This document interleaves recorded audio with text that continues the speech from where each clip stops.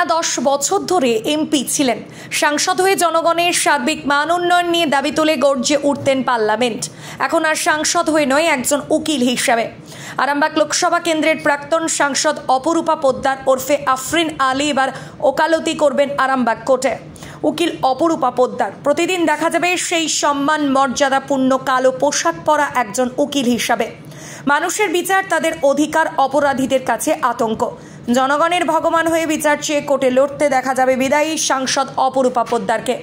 এদিন 12ই আগস্ট সোমবার আরামবাগ কোর্টে বার অ্যাসোসিয়েশন ওকালতির সমস্ত নথি দাখিল ফিজ কেটে বার অ্যাসোসিয়েশনে যুক্ত হয়ে গেলেন। পরিবার সূত্রে পাওয়া তথ্য, অপরূপা ছেলেবেলা থেকেই মেধাবী ছিলেন।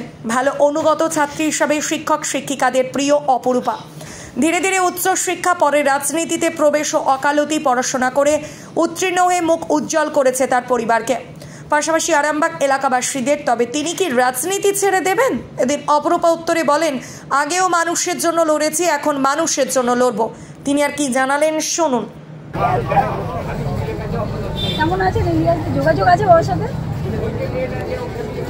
প্রাক্তন সাংসদ অপূর্বা পোদ্দারকে দেখছি। উনি কোথায় আছে জানেন কি? এটা হচ্ছে আরামবাগ মহকুমা আদালত। কী কারণে তিনি আরামবাগ মহকুমা আদালতে আছে সেটাই এখন ওনার কাছ থেকে জানবো। আপনি এই যে আরামবাগ মহকুমা আদালতে আছেন, কিসের জন্য এখানে এসেছেন?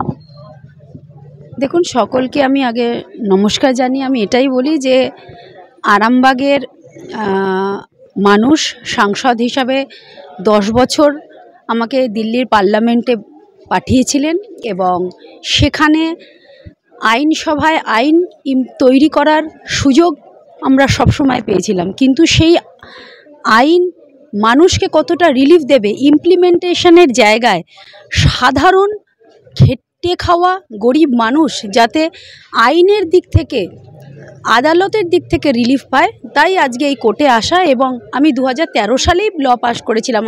আমার সমস্ত বন্ধুরা হাইকোর্টে প্র্যাকটিস করছে, এমন আমিও হাইকোর্টে গ্রুপ বি এর প্যানেল লয়ার। কিন্তু মানুষের রিলিফের জন্য আরামবাগ মানুষবাসী যখন আমাকে এত ভালোবাসা, এত আশীর্বাদ দিয়েছেন, তাদের রিলিফের জন্য আজকে এখানে আসা। আপনি তো একটা অন্য জগতে ছিলেন, রাজনৈতিক জগতে, সেখান থেকে আদালত, তার মানে কি আপনি এক জায়গা থেকে আরেকটা জায়গা, মানে এটাকে কিভাবে সামলাতে পারবেন? আমার মা বাবা একটা জিনিস শিখিয়েছেন যে শেখার কোনো শেষ নেই। এবং আমি একদিকে 2019 সালের লোকসভা ইলেকশনও লড়েছি, একদিকে আমি LLM পাসও করেছি ফ্রম হুগলি মহসিন কলেজ। তাই আমি সবসময় মনে করি যে আমি যেরকম শিখবো, মানুষকেও শেখাবো, মানুষকে সহযোগিতার হাত বাড়িয়ে দেব। তার জন্য কখনো কোনো ইলেক্টেড পোস্ট দরকার নেই, শুধু মানুষের ইচ্ছাটা থাকতে হবে, মানুষকে কাছে টেনে নেওয়ার ইচ্ছা থাকতে হবে, ভালোবাসার সেই টানটা থাকতে হবে যে মানুষকে নিজের মতো করে নিতে হবে। আপনি তো এতদিন একটা অন্য জগতে ছিলেন। দেখুন, আমি একটা কথা বলি যে কোনো কাজ কখনো ছোট বড় নয়, কোনো কাজ থেমে যাওয়া নয়, কাজে কমা আসতে পারে কিন্তু ফুল স্টপ কখনো নয়। কাজ সবসময় দ্রুততার সাথে এগিয়ে নিয়ে যেতে হবে এবং মানুষের পাশে থেকে কাজ করতে হবে। এটাই আমাদের সবচেয়ে মোটো হওয়া দরকার, কারণ মানুষকে রিলিফ দিতে হবে। সোসাইটির জন্য, সোসাইটির থেকে আমরা অনেক কিছু পেয়েছি, আমরা সোসাইটিকে কি রিটার্ন ব্যাক করছি, এটা সবচেয়ে বড় কথা। আপনি কি আর রাজনীতি করবেন না রাজনীতি ছেড়ে দিচ্ছেন? রাজনীতি মানুষের কাছে, মানে আমাদের কাছে এটা পেশা নয়, এটা আমার কাছে নেশা। আর নেশা মানুষের রক্তে থাকে, নেশা কখনো আপনি ছাড়তে পারবেন না কোনো কিছু। তাই রাজনীতি আমার কাছে পেশা নয়, রাজনীতি আমার নেশা। রাজনীতি করবেন? আমি আবারও বললাম তো, রাজনীতি আমার নেশা, ওটা আমার পেশা না। কিন্তু এখানে আপনি একজন প্রাক্তন সাংসদ বা এখন তৃণমূলের দলেতেই এখন আছেন, কিন্তু সেইখানে একটা আদালত মানে সবার একটা বিচারের জায়গাটা অন্য জায়গায় থাকে। মানে যারা আপনার কোনো কেসের ব্যাপারে মক্কেলরা, তারা কি আসতে কোনো ব্যাপারে কিন্তু বোধ করতে পারে কি মনে হয় আপনার? দেখুন, আমি একটা কথা বলি, আমার যিনি নেত্রী মমতা বন্দ্যোপাধ্যায়, তার অনুপ্রেরণায় আমি জীবনে অনেক কিছু করেছি, অনেক কিছু শিখেছি। নেত্রীও কিন্তু আমার আইনটা আমি যখন পড়েছিলাম, যখন আমি মহসিং কলেজে ভর্তি হয়েছিলাম, হুগলি মহসিং কলেজে, তখন আমার হাজব্যান্ড সেই ফর্মটা ফিল আপ করেছিল। মানে আমার বিয়ের পর আমি কিন্তু হুগলি মহসিং কলেজে ল পড়তে গেছিলাম, এবং মমতাদি যখন আমি দেখেছিলাম যে মমতাদিও ল পড়েছেন, এবং এই জিনিসটা আমার খুব মাথায় নাড়া দিয়েছিল। তাই আমি মনে করি যে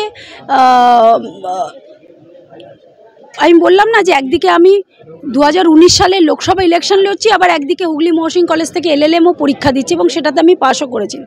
তাই আমি মনে করি যে সব মিলিয়ে আমাদের সব কাজটা আমার নেত্রী একটা কথাই বলেন যে যিনি রাঁধেন তিনি চুলও বাঁধেন। আমরা নারী, আমাদের নারী শক্তির মধ্যে আমাদের সবটা আমরা করতে পারি। আপনার তো বাড়ি তো এক জায়গায়, আর আপনার আরামবাগে ওকালতি করবেন, কিভাবে করবেন? ওখান থেকে যাতায়াত করবেন না আরামবাগেই থাকবেন?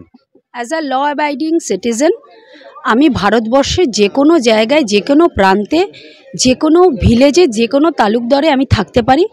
আমি জানি আইনটা খুব ভালো করে যে কিভাবে কোর্টে লড়তে হয়, এবং আপনাদের ভালোবাসা, আশীর্বাদ, সহযোগিতায় নিশ্চয়ই। আরামবাগে কি আপনি?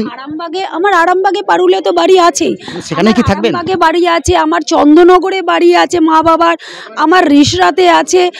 তো দেখুন, মা বাবার আশীর্বাদে, আপনাদের ভালোবাসায়, মমতাদির আশীর্বাদে মানুষ কিন্তু আমাকে এই ভালোবাসাটুকুর মধ্যে দিয়ে আমি কিন্তু বেঁচে থাকতে চাই। ভালোবাসার মধ্যে দিয়ে, আপনাদের আশীর্বাদের মধ্যে দিয়ে আমি ভালো কাজ করে জনগণকে সবসময় দিতে পেরেছি, এবং আগামী দিনেও দিতে পারবো, এই দৃঢ় বিশ্বাস নিয়ে কিন্তু আমি জীবনে এগোতে চাই। কারণ আমি সবসময় পজিটিভ ভাবি, পজিটিভ চিন্তাধারা নিয়ে জীবনে এগিয়ে যেতে চাই, এবং পজিটিভ মানুষদের সাথে থাকতে ভীষণ ভালোবাসি। আপনি কবে থেকে প্র্যাকটিস শুরু করছেন এখানে? আমি আজকে কি দেখুন, আমার টোটাল যা ওয়েস্ট বেঙ্গল বার কাউন্সিলের সমস্ত কিছু আমার আগের থেকে করা ছিল। 2015 সালে আমি এবিটির পরীক্ষা পাসও করে বেরিয়ে গেছি, কিন্তু যেহেতু আমি বলি না, আমি কোনো কিছু হাফ হার্টেড করি না, আমি ফুল হার্টেড করি। যখন আমি রাজনীতি করেছি ফুল হার্টেড, কিন্তু যখন আমি লোকসভাতে আমি গেছি তখন কিন্তু 24 আওয়ার্স আমি আরামবাগের মানুষকে পরিষেবা দিয়েছি। ঠিক তেমনি আমি যখন এই অ্যাডভোকেট লাইনে আমি যখন একদম ঢুকে গেছি, মানে এটা আমার কাছে একদম মানে রিলিফ দেওয়ার একদম লাস্ট অবধি আমি যতটা আমার আইনের আওতার মধ্যে থাকবে সেটা আমি করবই করব। তাহলে দেখলেন প্রাক্তন সাংসদ অপূর্বা পোদ্দার, তিনি এক জগৎ থেকে, মানে রাজনীতির জগৎ থেকে তিনি ওকালতির জগতে এলো। এখন দেখার সেটাই, তিনি রাজনীতিতে যেভাবে পারদর্শী ছিলেন, দুবারের সাংসদ ছিলেন, তার একটা যথেষ্ট নামও ছিল। দিল্লির বুকে তিনি আরামবাগের অনেক ব্যাপার নিয়ে তিনি লড়েছেন, প্রতিবাদও করেছেন, এই চাই ওই চাই। কিন্তু আরামবাগ আদালতে তিনি কতটা প্রভাব তৈরি করতে পারে সেটাই এখন দেখার। মোহন দাস, ক্রাইম বেঙ্গল, আরামবাগ।